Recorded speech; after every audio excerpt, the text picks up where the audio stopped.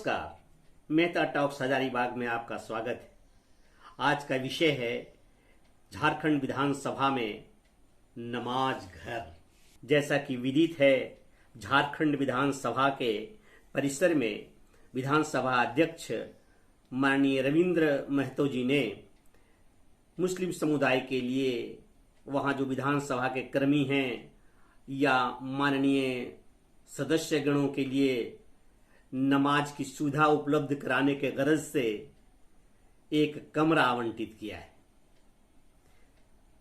झारखंड विधानसभा में आवंटित इस कमरे को लेकर पुरजोर विरोध किया जा रहा है। उस परिसर में यदि धर्मनिरपेक्षता की ही दुहाई दी जा रही है तो उस परिसर में एक स्थान हमें भी दो, हम वहां देवालय बनाएंगे।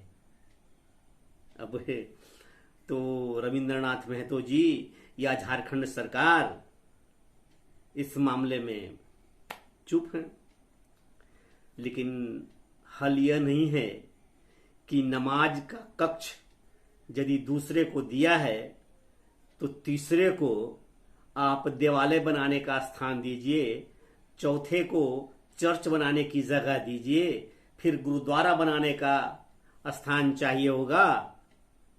यह सिरे से ही गलत है।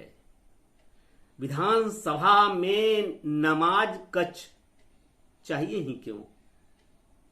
आज से पहले भी 20 वर्ष हो गया, 21 वर्ष विधानसभा का गठन हुए बिहार से अलग होकर लोग नमाज पढ़ते आ रहे थे। नमाज पढ़ने वाले को कहीं कोई स्थान की कमी नहीं पड़ती।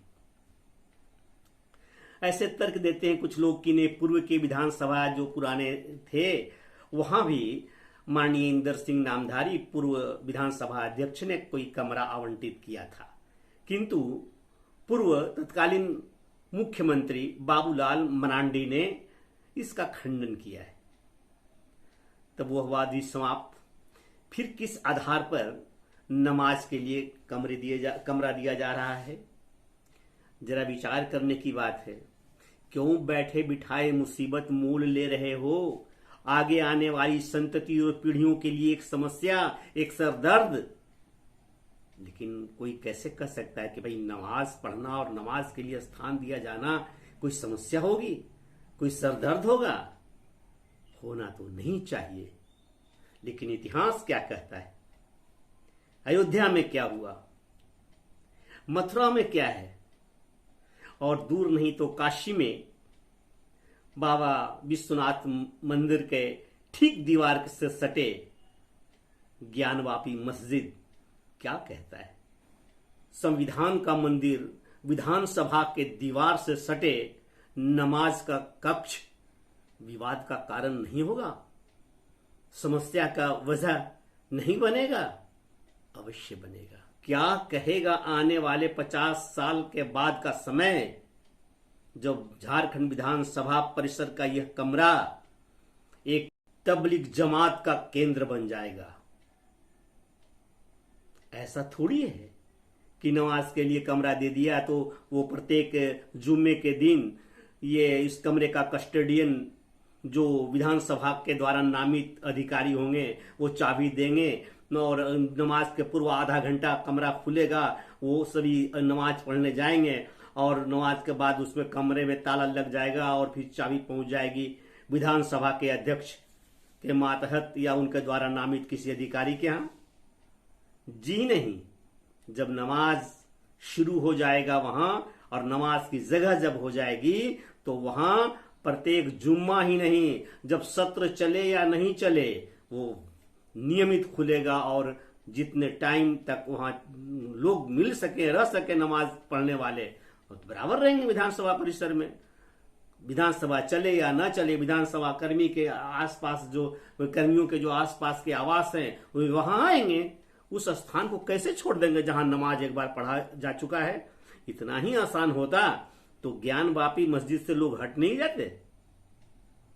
तो ये दोष किस पर आएगा?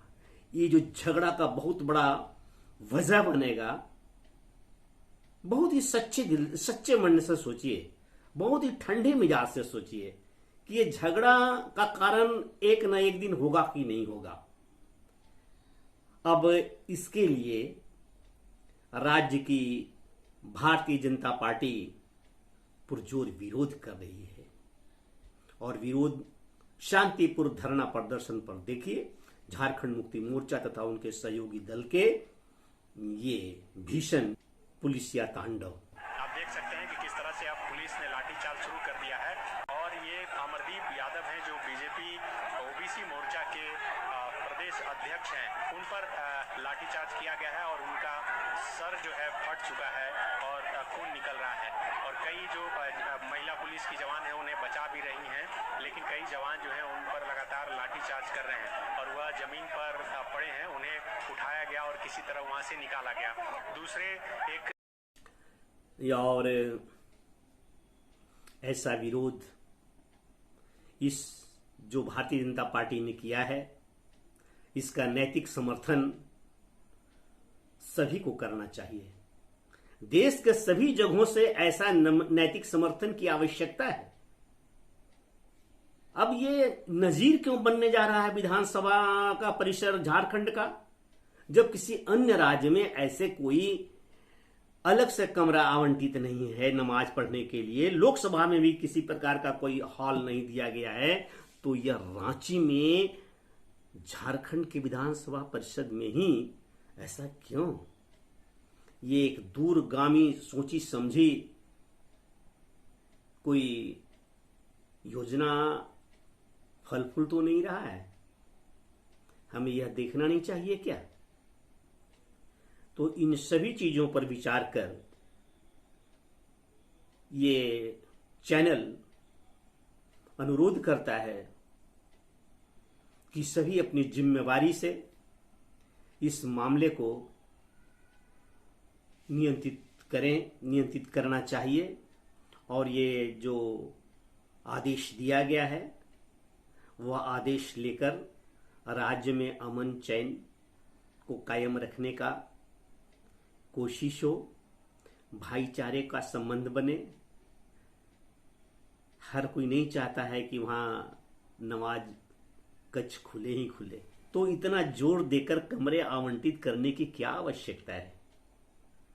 माना कि किसी ने लिख करके इस प्रकार का एक कमरा मांगा होगा, तो हर कोई मांगेगा तो इस प्रकार से सुविधा देंगे क्या? उस पर कुछ विचार भी तो होनी चाहिए थी ना। तो मेरे प्रिय दर्शक और श्रोता बंधु, आशा है कि आप इस विषय को समझ गए होंगे कि नमाज कक्ष या नमाज घर झारखंड के विधान सभा के परिसर में देने का क्या तुक है, और ये भारतीय जनता पार्टी का जो विरोध है इसका औचित्य क्या है। तब मैं आज इस एपिसोड से विदाई लूंगा। आप लाइक, शेयर, और जिन्होंने अब तक सब्सक्राइब नहीं किया है वे कृपया सब्सक्राइब करके। बहुत बहुत धन्यवाद। नमस्कार। फिर मिलते हैं अगले एपिसोड में। धन्यवाद।